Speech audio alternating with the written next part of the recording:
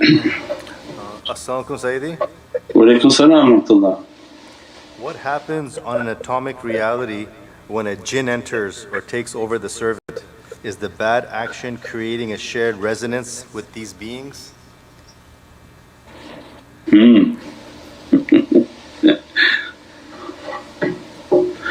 The barrier from the physicality. So that's the one thing, that the barrier, that the physicality has a abnormal barrier between it and its soul. Alright, so that the child who's born mazloom, pure, because its physicality and its soul are working together. They say by 2 years old and the conditioning and the environment, the nafs within it has gained a power. As a result you see the character of that child begin to complain more, they say terrible truths, they're starting to get angry, they're starting to understand with their nafs how they can yell to get the response they want.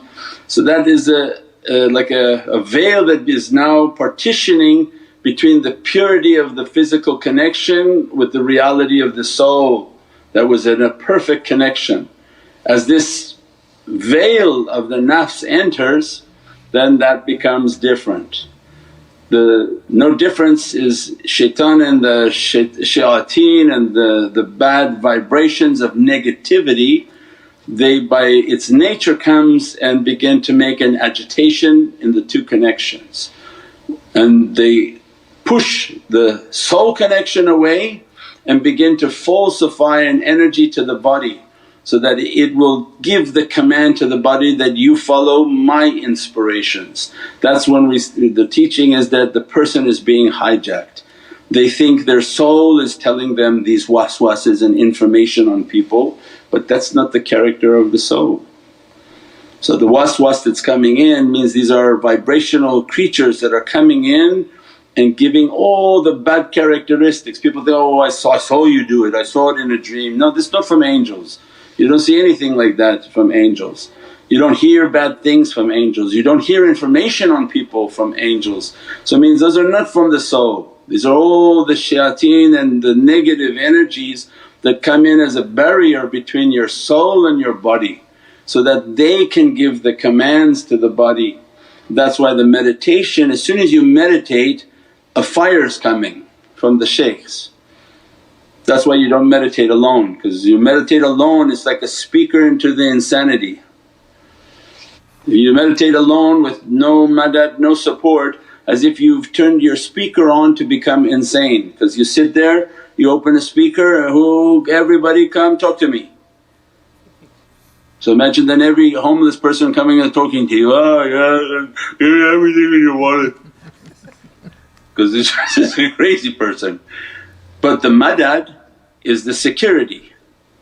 So as soon as the servant is taught how to sit and ask for support, as soon as the shaykhs come asking, Ya Rabbi I want from you, from the light of Allah light of Sayyidina Muhammad, your authorized representatives, and then my shaykhs I put them by name and I make my madad and asking to be in their association, because Allah said, be with the truthful servant, at all times be with them.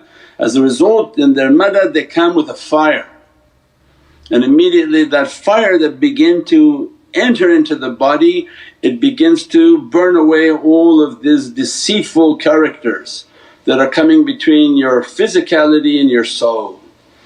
That's why it's such a hard state to achieve, because the thing in the middle, the creatures in the middle, they wanted you for themselves, they want to give you inspiration, they want you to follow their commands. The meditation, if you do it daily, make the tafakkur, make the contemplation, it's an immense power that comes. That power burns that middle vibration. If you do it efficiently and you do it sufficiently, then what happens? That middle vibration is now burned. As a result your body and your soul are in a strong communication with each other, and the energy is becoming so strong that very few things can begin to enter again into that. They become like that fly killer, the vibration of your energy and the light is so strong that anything that coming it's getting burned and going away. And your light becomes strong enough in which to sense something is coming into your energy field. But until then it's the person, the devil and their soul, and the devil's coming in between the two with the nafs, with the desire and the ego. InshaAllah. As-salamu alaykum Sayyidi. Wa alaykum salam wa rahmatullah. Is it true that a jinn can connect with the human soul?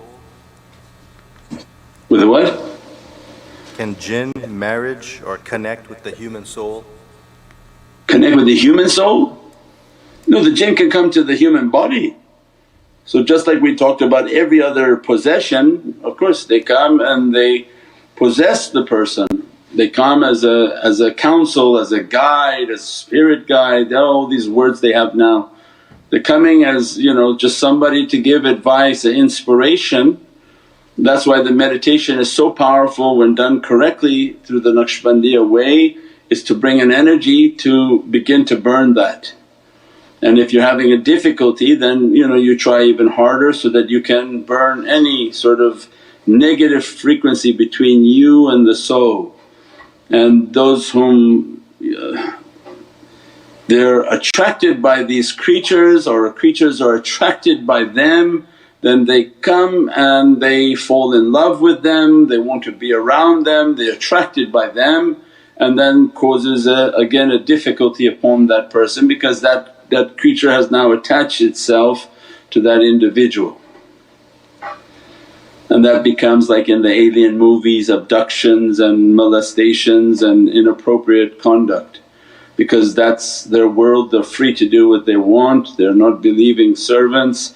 And all you can describe it is that you'd have to think they're like humans, and if people live in an environment that's just open and free and they don't care, well you could imagine then 20 people coming through your window and violating you all night long.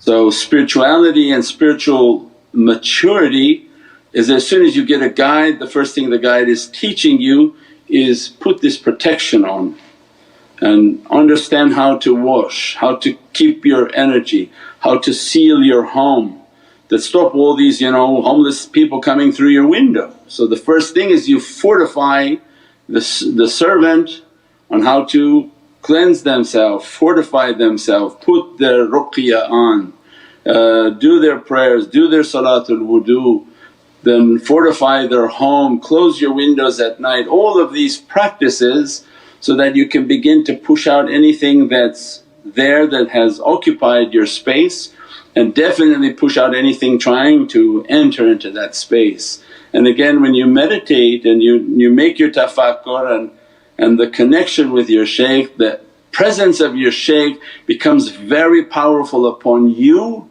and your home, because you're continuously in tafakkur, continuously in support, continuously participating, continuously having the zikr on.